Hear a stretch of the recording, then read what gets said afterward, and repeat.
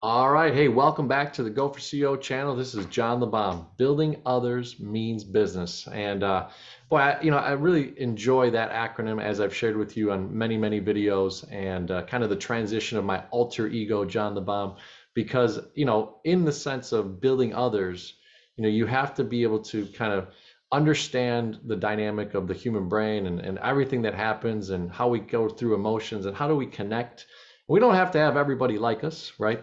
We could just have a few tribe people that are just dynamically intertwined together, and then you can take over the world and do some big things. And this gentleman that I'm having on today, Jason Shen, is doing some really cool things, right? And I was lucky enough to have him, booked onto the Go for CEO channel. So community, you are going to learn a lot today about how he thinks, what the mastermind has been, how he moves and shakes within his world, and obviously, give us some insights from there. So, Jason, welcome to the Go for CEO community. John, so great to be here. Thanks for having me. Awesome, awesome. Well, hey, look, always like to find out a little bit about our guest, kind of give the community a little bit of a sense of kind of where you came from, and then walk into or think about, the ideation side. How does someone, really start to think about the idea that they're going into the marketplace in? Is it a blue ocean? Are you competing kind of with other peers in different arenas? Are you creating something that is really revolutionized? All those types of things. So take it away, give us a little bit of the background, and we'll Absolutely. Let's go. Let's do it. So, yeah, first thing to know about me, I'm a first generation immigrant. I was born in China, in a little, not so little town called Suzhou, and it's near Shanghai. Shanghai is a huge one. We're kind of like little cousin of Shanghai, if you will. And came over to the United States when I was 3. My parents and grew up in the cold New England winters and escaped when I could to California, get some of that sunshine, get some of that Bay Area big thinking and optimism, and of course technology, which has been my career. So I've spent nearly 15 years in the tech industry, working at startups, working at mid-stage companies, pre-IPO, post-IPO. The biggest of the big ones as well. And today I'm an executive coach to outliers, deviants, and unreasonable people, which tends to look like founders, tends to look like entrepreneurs, business owners, and the like. But that is what I get to do day in and day out, is kind of dream and scheme with these enterprising folks and think about how they can kind of block themselves, how they can kind of navigate the market and make their next big move. It's interesting, right? To be able to take kind of the soups to nuts experiences that you've had and now put them into kind of a concentrated effort to help those that are also catapulting and give them that kind of that nitrous oxide, right, that they need to be able to move. So tell us, I guess, at what point did you start to say to yourself, okay, well, instead of being kind of mixed into the enterprise and just one of the fellows, becoming your own person, starting your own business, and then attracting the people that you wanted to really kind of work with. Yeah, so it's so interesting because I think you look at your parents and then you always end up like either becoming like your parents or like resisting that. It's sort of like bi-directional, there's no middle ground. And so my parents were in education, and in like my dad got his degree, doctorate in education. He worked for the Department of Massachusetts Department of Education, and so he's kind of like a bureaucrat, inside the system, you know, office job, all that kind of stuff. And I was like, oh man, I can't imagine doing the same job, going to the same office every day for so many years. That's why I wanted to get into startups. I wanted to, make money, make it fast, kind of then do what I wanted to do with my life, right? That was sort of, I was thinking. My mom was a gymnastics coach. I did gymnastics growing up too. I loved doing gymnastics. I couldn't imagine being a coach. I said, you're going to give up all that control. Like, you got to work with these kids and you try to mold them and you train them, and they get hurt, or they finally get ready to the big stage and then they just make a mistake. Something happens and then they fall apart, and you're like, well, that was a year, maybe several years of work, and now what? Right? So in a way, my first reaction was like, I don't want to do those things. I want to build businesses. I want to make money. I want to sort of climb quickly and invent new stuff and kind of just blow up the world, right?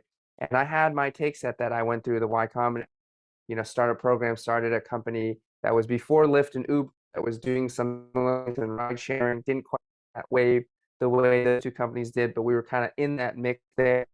Worked at Etsy, which was, revolutionizing commerce, companies that were trying to improve hiring, trying to the way we hire people to see them for their abilities and not just, what their resume says.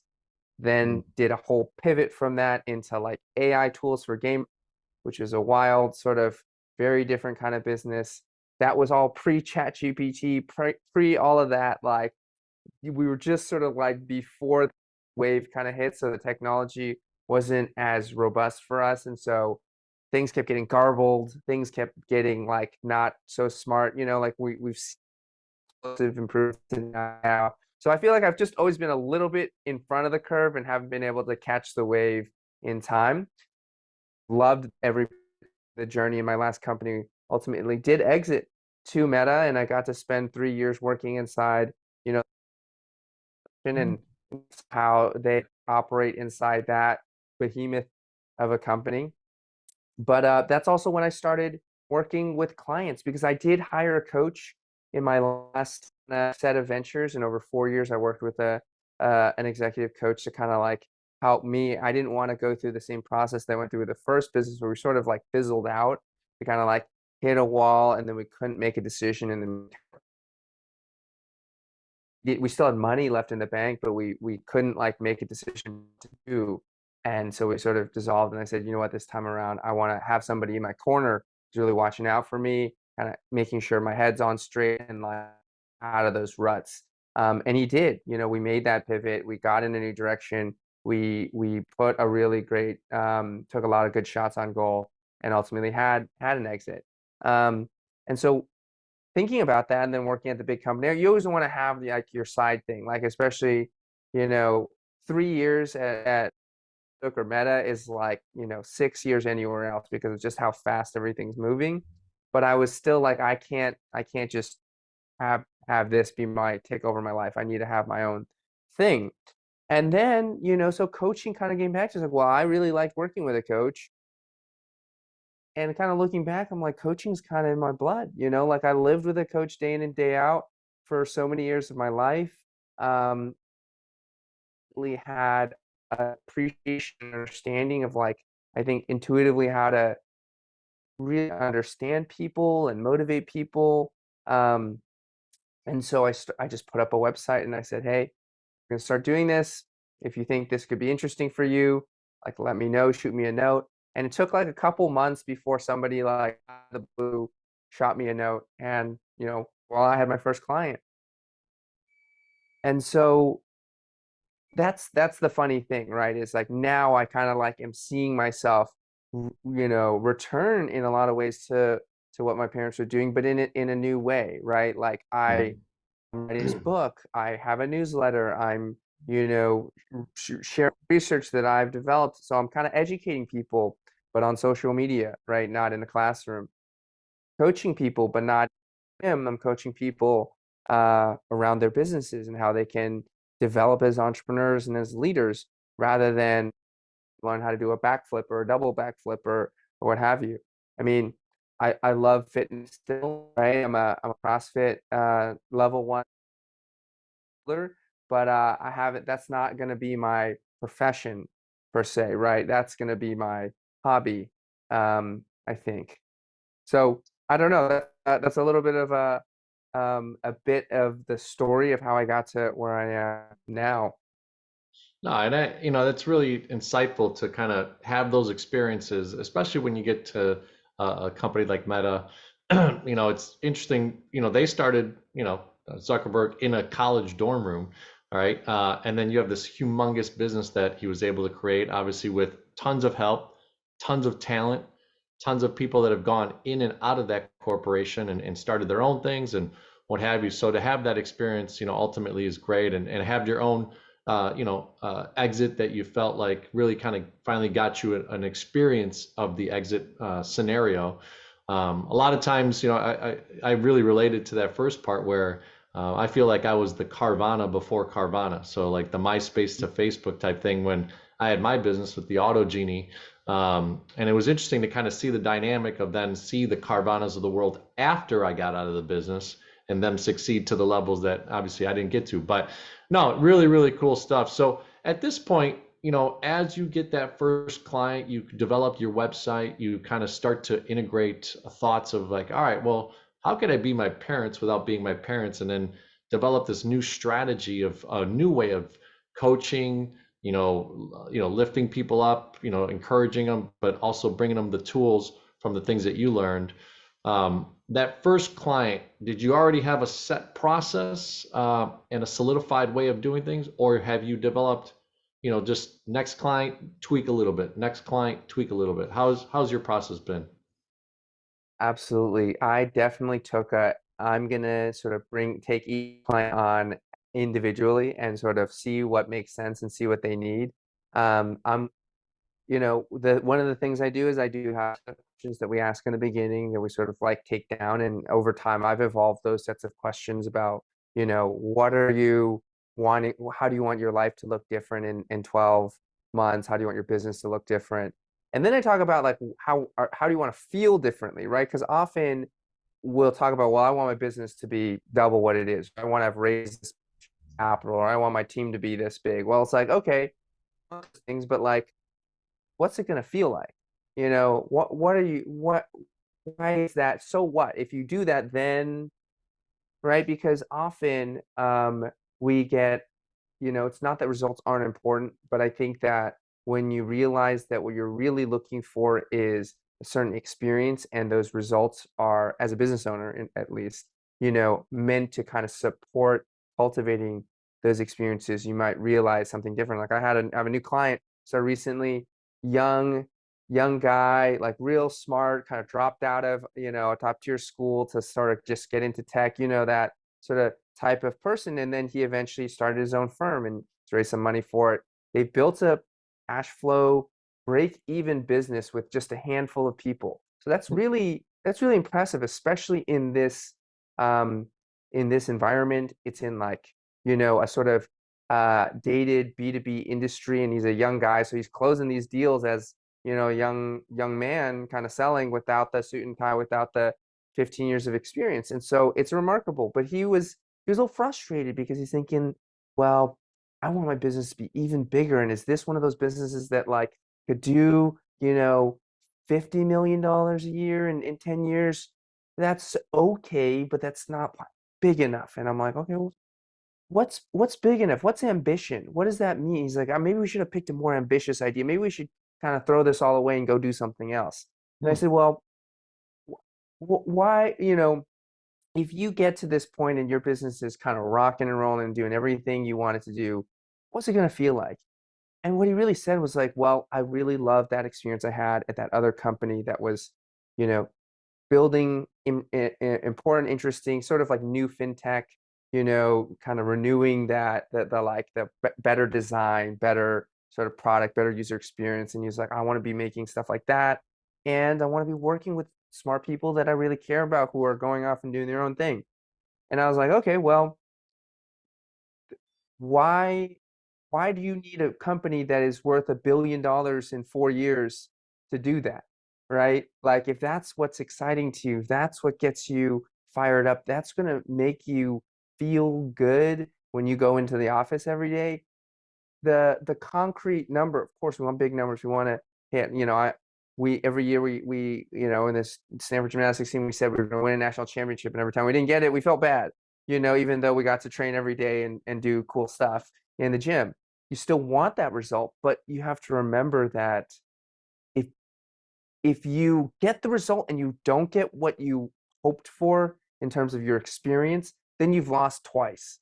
You've spent all this time, you have this on paper achievement, and then you don't have the real satisfaction of like, well, I'm surrounded by people I dislike, and our product is really lame, but I guess it makes money, so that's what I wanted to do, so I did it, and then Yeah. then that's when entrepreneurs go through that soul searching thing. And I think a lot of entrepreneurs do that. First time entrepreneurs, they hit a success, then they go, but is that it? Like, now what? Uh, what was the point of all that if I'm still not happy at the end? And they travel, they journal, they meditate, they maybe go on some experiences, and then they maybe start a second business. And usually with that second business, they really try to internalize those lessons. So, my hope is that I can work with this new client and help them get there on the first one. Don't go through all that just to end up, let's fast forward that part and just get straight to the meaning making that you're doing as an entrepreneur. Yeah, it's interesting. You know, I at around 19 is when I started the Nextel retail business, right? And going through, you're making me think about, all right, for me as an only child, I kind of just want to just break through things or not be normal, and whatever, all those things that kind of at a young age you're thinking about. But it's really interesting that you're kind of helping them go through a mindset shift, a heart to connection of goal, and then being able to kind of realize, I know Tony Robbins is, kind of the guru of former generation, but, and, he does great now too, but he always talks about finding that purpose, right? And, a lot of times you could be mega wealthy from a, monetarily sense, but your purpose and your passion and kind of the fulfillment is not truly there. So it's really neat to be in that space and to, yourself. I'm assuming your business model has a lot of self-reflection that you do to then grow with your clients in a way to the next client as well. Is that fair to say, or? Yeah, absolutely. I mean, I think I learn a lot from clients, and I am able to kind of transmit some of those insights as they experience them. I can bring them to other clients, right? I think that's part of what building, like a business is. And I like to say that, there are executive coaches with a lot more experience than me, right? I worked at Etsy. The CEO of Etsy is an executive coach, right? He took that company from like 30 people to post IPO, multi-billion dollar business operating all around the world. He has tremendous levels of experience, right? I'm never going to be the kind of coach that he is. But you know what is also true is that he is, and I see him as kind of an inspirational figure. So I mean this with no offense, but he's financially fine, right? He's good to go, right? He could really not work another day of his life, and he's going to be set. His kids are going to be set. Everybody's going to be fine in his life. Um, I'm still in the mix, right? Yeah, I had my exit, and that put a down payment on a house for us, which was great. I'm in New York, so that's not nothing, but that is not enough to go home and just hang out on the porch, right? I'm working, and I am in the mix with my clients, right? And I that's something I talk about when I share content on social media, right? It's like, as a coach, you talked about encourage.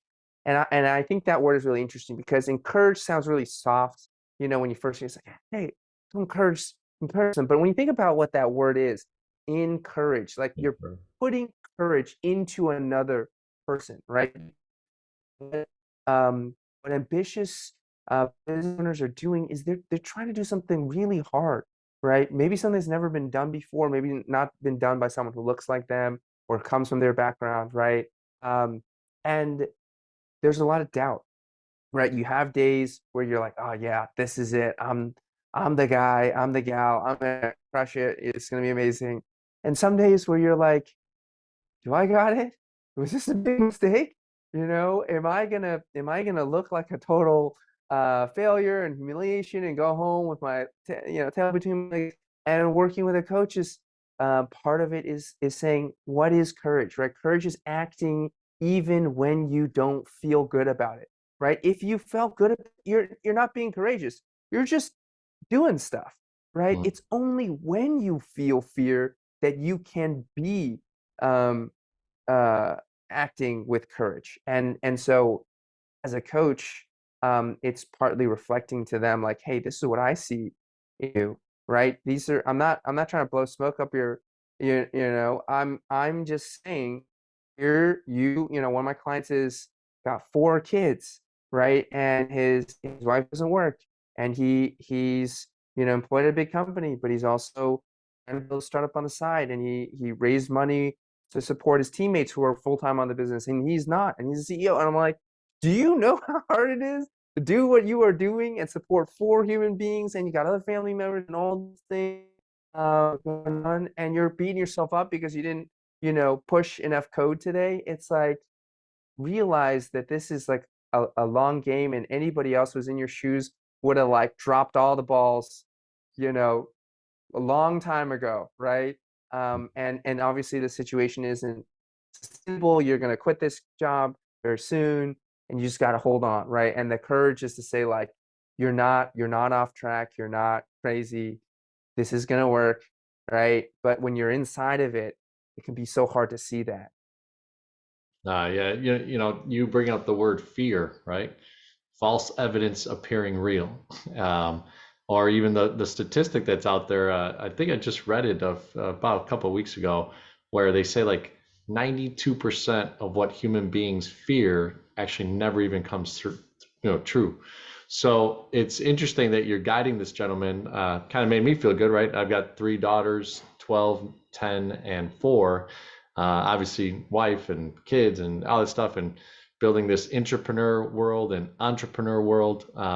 So it's really, really awesome stuff. And I love to be in courage, right? And defeat those fears. So, let's get into the kind of the business minutia of it, right? Obviously, from a traditional sense, you're kind of leaning on yourself being the business, right? JasonShen.com, right? Mhm. And the experience so that you bring from your corporate world, from your exit, from these things to be able to help. So what are some of the insights that you feel from a business coaching perspective that you're modeling that maybe are duplicatable, or is there some processes that you're putting together that may end up having other coaches underneath you? Like what's kind of your perspective of Yeah.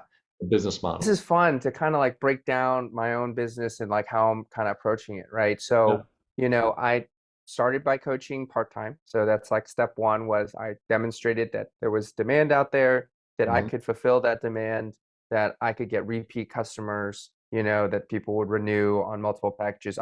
My pricing, people would still buy, right? So those were all starting signs of like, there's a viable opportunity for me to participate in this, right? Um, and then there was the question of, what is the model? Originally, I started packages of like 6 sessions for, $2,000, and then I was like 8 sessions for $3,000, and so the hourly rate is kind of going up as this goes along, and then I moved to 6 months, 2 grand a month, right? So that's like a pretty big step, and then I'll sometimes discount like, hey, you just launched your business, we're gonna give you a haircut, or you're about to raise new money, so I'll give you a haircut now, and we'll sort of like when you get a couple $1 million in the bank, right? No, it will be no skin off your back at that point. So those are some things that I'm doing now. It's like I like started with a smaller package, and then increased the package over time as I gained confidence, and sort of like built up a backlog of like clients and success stories.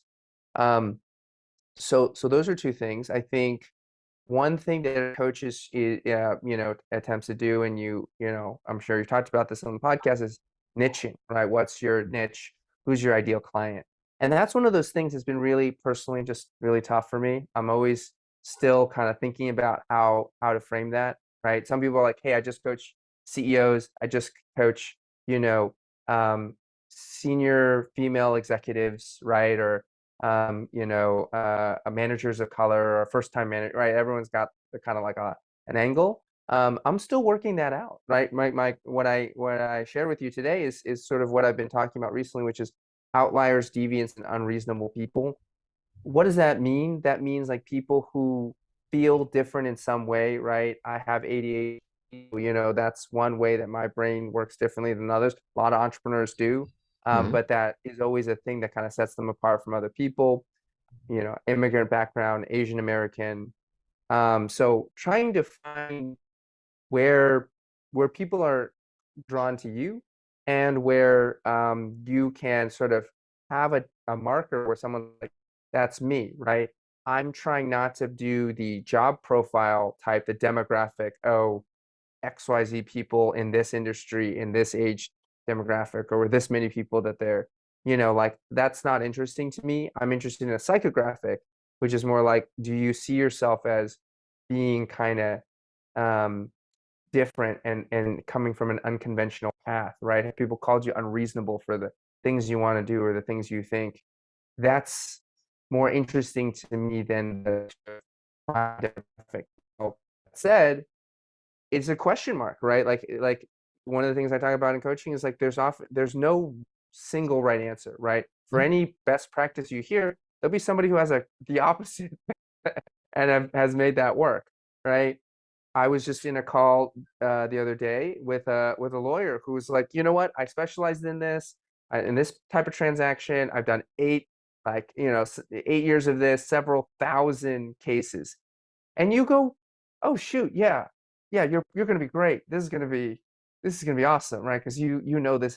So there's obviously a case to be made for that person um who's done it so many times, right? But then you have artists, right? You have Lady Gaga, you have Taylor Swift, and like they're always doing something new, right? Lady Gaga is like working on jazz stuff. She's doing pop, she's doing R&B, she's doing, EDM. She's doing the Top Gun song, right? She's all over the place. And so you don't hire Lady Gaga because you want some specific thing, cookie cutter Lady Gaga. There is no like specific Lady Gaga song that you can imagine. And you're like, oh yeah, that's her stick, and that works for her, and that works against her in some ways. And Hmm. so I think for me, that's one of those ones that I'm still figuring out. No, and that's fair. I mean, obviously in your type of business and role, right? I think it's a yin yang kind of relationship where you're giving to clients and they're actually depositing back into you. From what I've seen of that industry, it seems like everybody's always evolving, which is kind of the cool part of why you probably chose to be in that industry is, that never stagnant way of being in something, right? So one thing you brought up that I really wanted to kind of target into the next phase of the conversation is marketing, right? So you talked about, right, that ideal avatar that we kind of talk about, who's your client, who can you market to in a broad sense of where you're at. How do you change or how do you develop your marketing scenario so that maybe you're not spraying so much to all fields, or do you take that strategy and then kind of decipher from the questionnaire and the discovery call how you're going to move on with that client? Yeah. So I do a lot of content work, and more recently, I've been starting to do outreach. So I'll talk about content, and then we'll talk about outreach, right? Hmm. Um, I've been writing, a newsletter called Cultivating Resilience for a number of years. And I've written for various publications about like how to find resilience at work.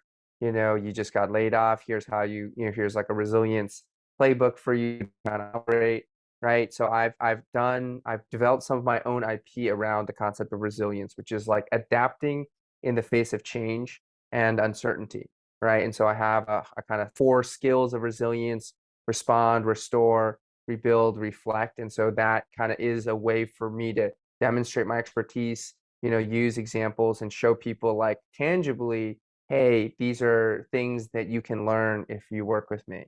So resilience being one of them.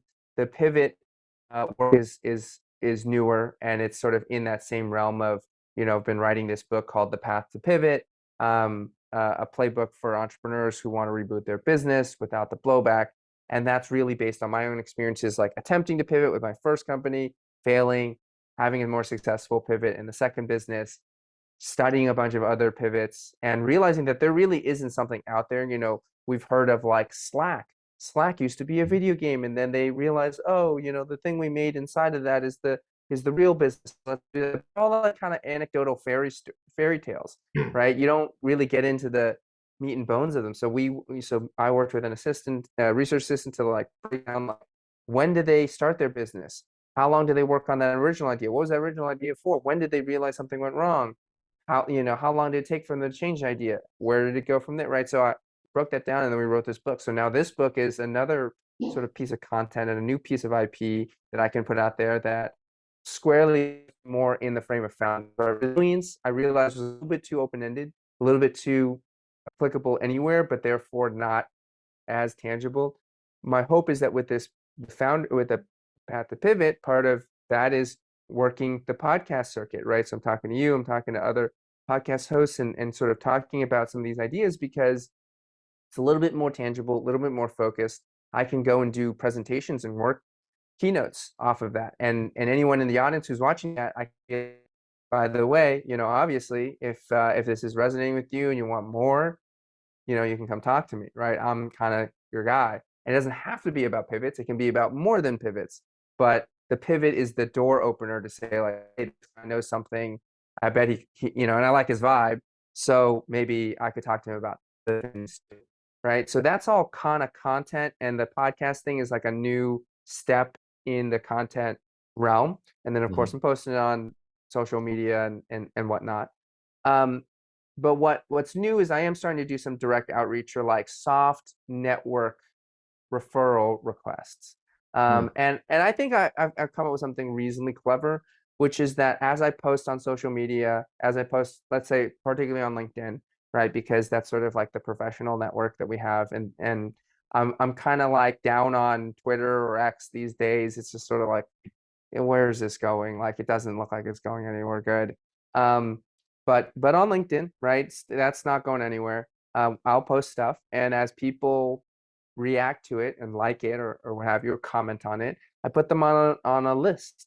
And when I go and then I check them out and look at most of these are people that I know. But when you're in business for 15 years, you're like, hey, I've been talking to this guy for 12 years. What are they up to? Oh, Yeah. look, they're like a VP now somewhere. Like, that's great. So I wrote a little note that says, hey, saw that you got promoted to VP. That's awesome. Like, remember when we had that conversation and whatever that trip that we were on. And listen, look, you may not have been keeping tabs on me, but like I recently left Meta, coach for time, book about pivots.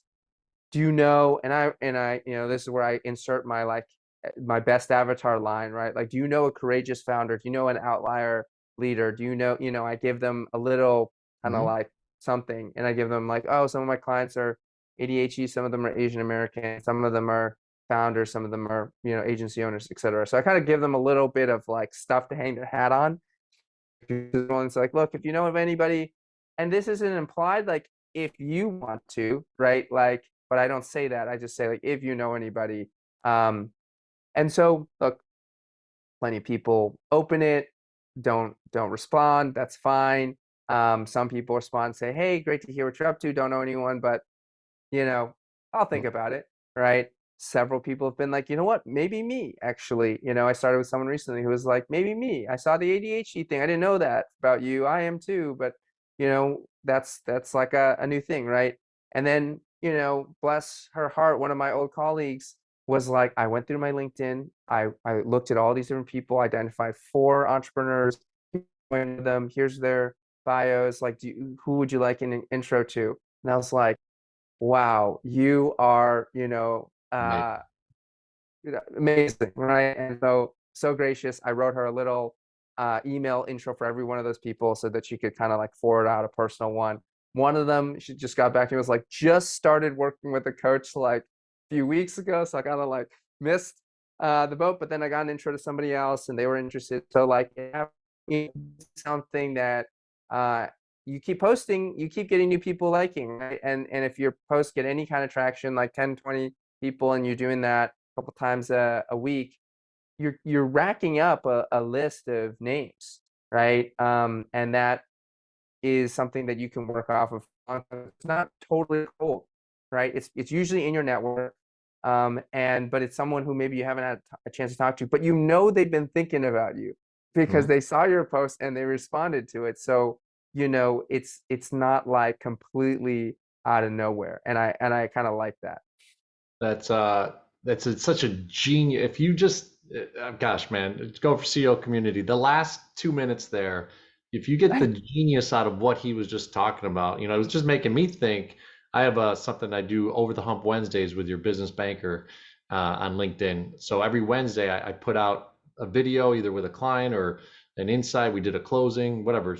Talk about AR, AP, all the things that a banker does. And it's interesting because you made me think of a gentleman literally right now that I pursued about 2 years ago that he just recently liked one of my videos.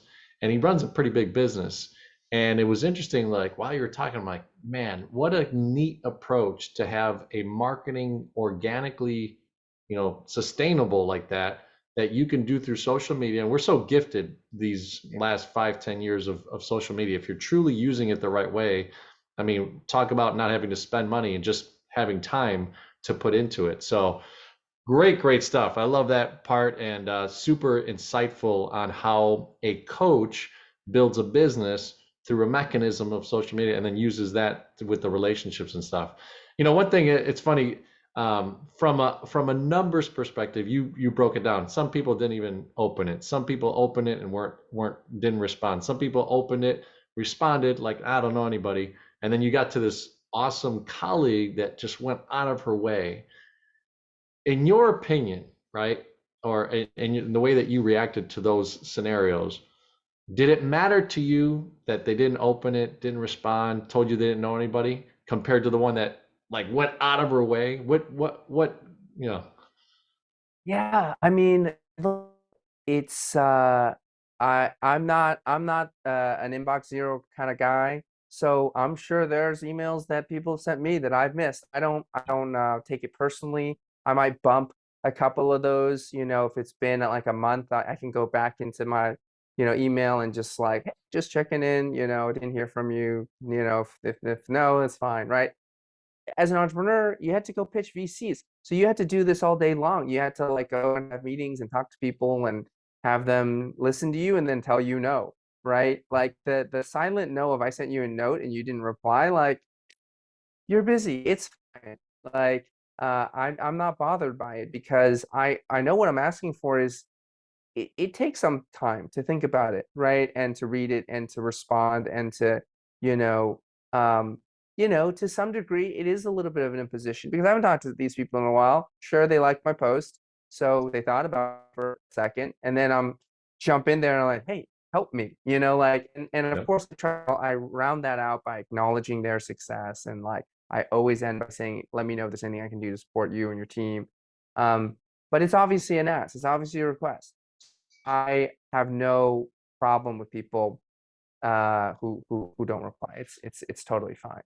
Uh, and that was my point of asking because I want people in the Go for Yeah. CEO community to understand that look, there's major companies that spend millions, if not hundreds of millions. My wife's in advertising, and it's funny because nobody gives them the stat of, well, they probably do have stats, obviously, of kind of cost per acquisition, all that type of stuff. But it's funny, because we're in our personal business and we're a solopreneur at times, then an entrepreneur, then a builder of a business, right? When you hire people, you take it so personally that someone didn't open your inbox or whatever, I'll right? tell you this. I'll actually tell you this story because I think it's really important.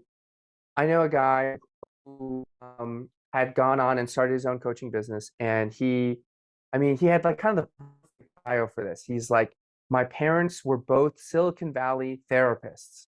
And you're Hmm. like, dang, you like talk about growing up in the business, right? Like, he doesn't know who they are per se, but he's like, they were coaching some of these senior leaders at these big companies, right, in the Bay Yeah. Area. And then he's kind of like, working in tech companies and then goes on his own. I took one of his classes, right? And I was like, hey, this is a good class. This is cool. I like you. Let's stay in touch. Um, and see him talking about posting about his business and all that. And then one day I see him posting. He's like, you know what? It's not working out for me. I'm looking for a job. I can't do this anymore. And I was like, whoa, is everything okay? Because I remember it was the day, it was like right around my birthday. And I had just given notice, right, at Meta, right? Like I survived 2 rounds of layoffs, and then I was like, can you just lay me off though and give me the severance? And they're like, no. I was like, okay, so I guess I'll resign. Yeah. And I resigned on my birthday as a little gift to me, you know. And then I see this guy go, hey guys, it's not working out. I'm not doing this anymore. And I go, whoa, what happened? Talk to me, man. Like, I really liked your course. I like what you're doing. I feel like you seem like you should be doing that. You should be able to do this, right? Because I'm thinking for myself, I'm like, uh-oh, like what's happening, right? And he said, you know what? To your point, I had this class. You were in the first cohort. There were a bunch of people who were signed up for the second cohort. And then I sent a big email being like, hey, come join the second cohort, and like not a lot of people responded. And then I kind of felt bad about myself, and then I was like, oh no, did they not, am I not good? And he didn't like kind of follow up and say like, no, no, no, you might have missed that first email. You signed up to hear more about this, like it's now ready, right? And like he didn't, and he was basically like, I didn't market myself hard enough. And Mhm. you know, one of the things I said to myself was, if I'm gonna make any mistakes in doing this business in a year, maybe I'll raise the white flag and say, you know what, it's not working for me either. But I'm certainly not gonna let, I was not, you know, talking about my work and making asks and putting myself out there be the reason why it doesn't work. It reminds me of, and some people love him, some people hate. I particularly love him as Grant Cardone, right? My emails are stacked. Every day he just sends emails and sharing different ideas and next webinar he's doing all this stuff. But he talks. There's a line that he says, if they don't know you, they can't flow you. So of course, like it's kind of like in my current role, right? I can't expect people to be like, oh, he's a banker that used to own his own business. He understands what I'm doing to go from 10 million to 25 million to 50 million, blah blah blah, right? Because they don't know me, and when I introduce myself, doesn't mean that first time, right? So it goes back to even sales 101. Takes 7 to 8 touches for someone to even do business with you because they're trying to develop in their mind, like, can I trust this guy? Where's he from? Now with social media, they're looking you up. They're checking out your LinkedIn. Do you have a website? All that stuff. So it's interesting the dynamic in that sense. So, you Yeah, know, let me ask you a question, if yeah, I could flip that around, since you've been talking about it, right? Is like, when you, as a banker, you know, like I think of, there's um the question is like, what's the difference of the experience? Like you mentioned some of this stuff that you said, like, hey, you know, I've seen how businesses grow, and maybe I can relate to what you're doing in that way. Like, how have you seen that conversation play? Like, I'm sure some of your clients have listened to your podcast and then they go, yeah, I listened to your podcast. Like, I want you to be my banker. Like, how does that conversation play out? yeah. It's been interesting. So like last night, I'll give you an example. Met 7 or 10 business owners, all and one of the first things I always say is like, hey, can definitely relate. I've owned my own business, so when they ask me, well, what do you do? I'm like, well, commercial banker, but I can relate because I da da da da. So I lay the foundation. I think to answer your question, what's happened is a lot of times they'll actually seek out some of the content I have, and by the responses or the information I'm giving back, like just freely, they're going, wow, this person really knows their stuff, right? So you're setting the precedent that yeah, I may be in a red ocean. There's a great book if you haven't read it called Blue Ocean Strategy, and they're coming out with a new book. But if you're in a red ocean, right, there's 4,000 banks, right? In Chicago, where I live, there's 300 banks that could do the same thing probably that I could do, right? We all have a little bit of a tweak on how we can go to market and how we can help. But I think for me, what's translated into using my podcast, using my experience, and using the way that I approach it is that once I get a chance to talk to you, I literally use a question mindset, right? All I do is ask question after question after question after question. Almost I have to wait till literally the person gets sick of my questions, be like, all right, well, what can you do for me? I go, aha, I got him, right? Because now it's, what can you do for me? You're telling me that you need a solution for a problem that you have, right? So hopefully that answers your question of how the dynamic of what I'm doing is solidifying my ability to win at what I'm, my current position. So does that help? I think that's great. I think this idea of, you know, asking great questions, right? Because people remember, it's that whole line of to be interesting, you want to be interested, right? When you're interested in other people's business and how they got there, and sort of, speaking to them in a very in that way of like, well, there's so much that I can learn from you, and there's so much you've done already. Like, what is that knowledge? And that really helps people, one, reflect for themselves, right? Like the right question um can really kind of put somebody on pause, because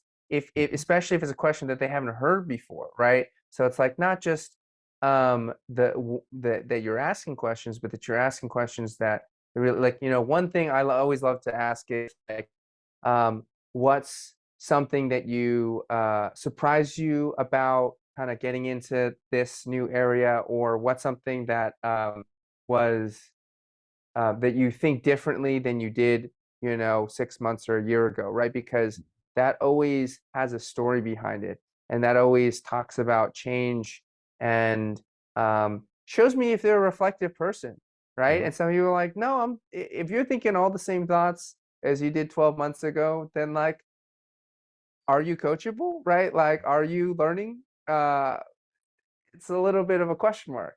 But it is, so it's kind of fun to sort of like collect those questions that you can use when you're trying to like really engage somebody. No, that's awesome. Awesome. You're making me think of when, when I was in the mode of interviewing people to hire them. I was always trying to find out through the questions, are they credible? Are they consistent? Are they coachable? Do they have good character? So that was my four C's to kind of understand, is this the type of person I want to bring into the team? And then, yeah, once they're in the team, then you have to deal with, oh, did I mess up on the interview? But then also, how do I address it? All that type of stuff. So really cool stuff, Jason. So look, as we wrap up the interview here, it's been really interesting to kind of get into your mind and the Jason Shen business being, like I think Hove said, right, to Jay Z, he's like, I'm not a businessman, I'm a businessman, right? So that's what you are. You're the Yeah. business. I love it. So from a CEO perspective, which we go over at the end of our interviews, which is client experience, engagement, and operational excellence. Maybe 30, 60 seconds, high level, value add that you could bring for the way people do business with you. From a client experience, what can you share just high level on that sense? One of the things they say in coaching, and in a lot of kind of sort of businesses of this nature, is the first thing people bring up isn't always the biggest thing they got going on. And so you always got to probe beyond the initial, well, this is my problem, or this is my concern, or this is my question, right? There's often an underlying issue, an underlying question behind that. And this is the first thing they say is just the safe thing that they feel like they can get out there. And it's often at the end of the session or kind of later in that you might be able to get at that other thing. But if you really, if you only think that that first thing is what they're worried about, you'll never get to part two. So always look for the underlying and leave room to understand that. Mm.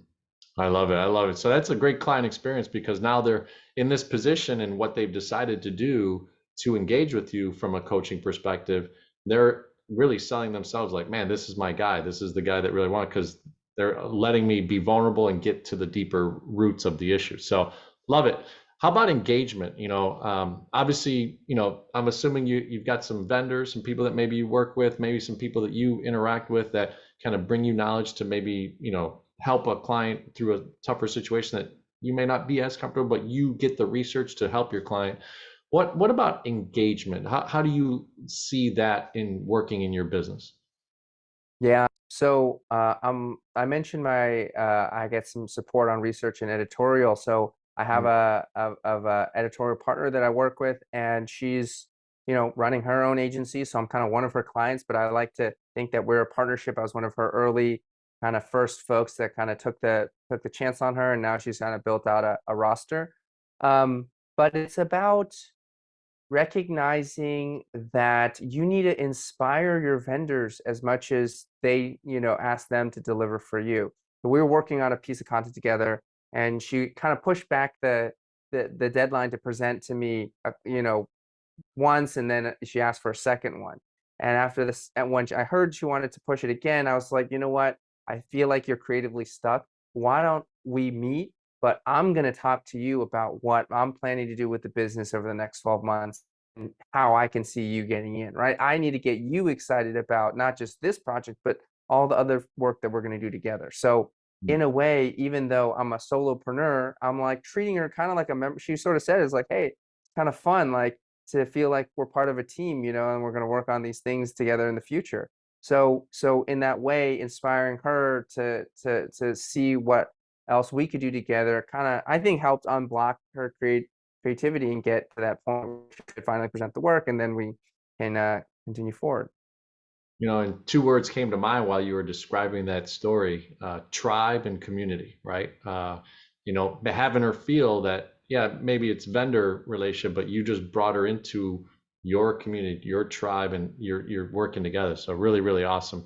I know we didn't touch on this too much, but I'd love to hear just in your business model what the tools are. So when we talk about operational excellence, you know, CRMs are important, and follow-up tools, and are you using Monday, all that type of stuff. So anything that you could share from a high level of what you do from operational excellence in your business. Yeah. So let's see, a couple tools that I'm using. The probably most straightforward ones are like I use Notion. A lot of people are probably familiar or heard about Notion. Um, I'm working with an executive assistant through a company called Mm, oceansxyz.com. And so she's kind of new to this. I'm new to having an assistant, but that whole LinkedIn process that we talked about, we sort of developed a little bit together, right? Thinking through, and so we collaborate on those asks. So we kind of got. So one thing I do is I do daily stand-up docs, and we have like a weekly roll-up. So we have like daily stand-up Monday, Tuesday, Wednesday, Thursday, Friday. Those are linked into the calendar so that like when I jump on my daily call with her, we've got the like today's agenda with my meetings, with like tasks that she's working on, stuff that I'm supposed to be doing. And then at the end of the week, we do a weekly review of like, did we hit the priorities we set for ourselves? Were there any wins that we had? Are there any lessons that we learned? And so I think having that system and having each day kind of its own day that we can go back to and look at, but we can also kind of like archive and move on. So I don't keep like a running to-do list. I kind of manage it through these like daily one sheets. And then for emails, one thing that's relevant is a product called Streak. Streak is a CRM tool, but it's mainly, I use it just for the mail merge. So it just integrates into Gmail. You use it for the mail merge. It was actually in the same YC batch that I was in summer of 2011. So they've been in business for 13 years, 12 years, right? A pretty extensive time. And so you can take a CSV, you can upload it, so then when I write my emails, it's like, hey, John, like, and then I have my things written out. Like it's still personalized because I took the time to look at their LinkedIn and be like, saw you got promoted, saw this, but are you still in New York? Are you still in Chicago? How are the kids? We're here in Brooklyn. And then I got my blurb that's the same. Then I got the like, let me know how I can support Bomb, the CEO podcast, right? And so on. But that is then I can then send them all out in one go, and I don't have to do that copy paste thing where you're like, uh-oh, did I type the wrong name and send it to the wrong person? You get, mixed up, and that's like the worst, right? So yeah. this way you see it all in advance and you see it's cut and clear. It's a free tool, integrates into Gmail and send those out. Nate, Nate, no, that's a good one. Yeah, the last few podcasts I've had my guests kind of enlighten me on some things that they're doing. I love it. That's why I like ending. It's just been something that I've done with my podcast. That CEO, So because it smart. really, It's smart. Yes. yeah, and it shares the community. It shares kind of back and forth and stuff. So really awesome stuff. So Jason, like, obviously, really appreciate you coming on. The goal always with us is every 6 to 12 months, we'd love to have you back on and just kind of share the growth and build a tribe. People hopefully subscribe to the channel because they hear your voice and they hear your story, then they go to you as well as your website and everything. So what's some great ways to get a hold of you? You've heard, you've said LinkedIn and your website, but why don't you express how you'd like people to contact you? Absolutely. So, we're going to put a custom page together for this podcast at jasonshen.com/go for CEO.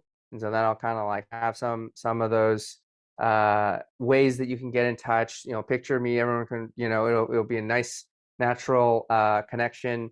And I'll have a place where you can join my newsletter, where you can check out a copy of Path to Pivot. You can obviously go to pathtopivot.com. That's the website there. And then I'll have all my social media. Mostly it's Jason Shen. So I kind of picked up most of the Jason Shens on social media. And apologies to all the younger Jason Shens out there. You'll just have to find another way for it forward. Yeah, you got to pay to play. That's right. Your parents should have gotten more creative with your name. That's right. It's so funny that could be a business model. I remember I was on Clubhouse the last few years, and there was actually a room just dedicated to domain buying, and and the strategy behind it, and it's kind of like baseball cards and all these things that have a unique scenario because it's one of one, right? There's only Right. jasonshen.com one, right? So if somebody wants it in the future, they may have to pay a pretty price, right? So so Yeah. awesome. Well, hey, thank you so much for the time. Excited to have you back on in the near future, and looking forward to seeing you grow and staying connected with our Go for CEO community. So, any last words? I appreciate you so much, John. I think this has been a fantastic chat. I had fun talking about my business because, I usually don't break it down like that. So this is good. Thanks so Uh, much. Awesome. Oh, hey, and I know I didn't mention it at the beginning, but go ahead and subscribe to the channel. Let's keep on growing the Go for CEO community. Want to get through that novel 1,000 subscribers. We've been Let's out there. We've been get trying to there. grow. Yeah, let's We're do around it. 340, 350 subscribers right now. Want to break through that 1,000. I want you, Go for CEO community, to share it. When we put out Jason's interview, share and like it, and it'll be on LinkedIn, on Facebook, on obviously Spotify and YouTube, that we record to directly. So excited to have you on. We're looking forward to, more and more challenges and more opportunities to keep on growing the Go for CEO community. So thank you so much and have a great day, everyone.